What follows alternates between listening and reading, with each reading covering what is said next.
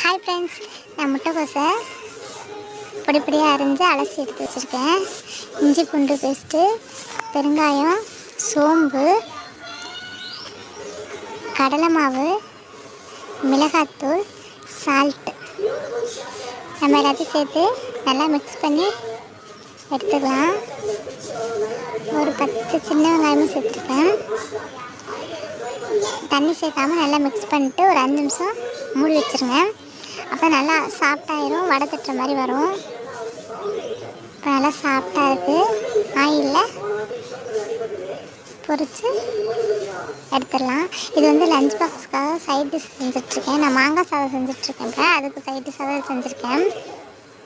சூப்பராக இருக்கும், செஞ்சு பாருங்கள். இது மாங்காய் சாதம் கொஞ்சமாக தான் செய்கிறேன்.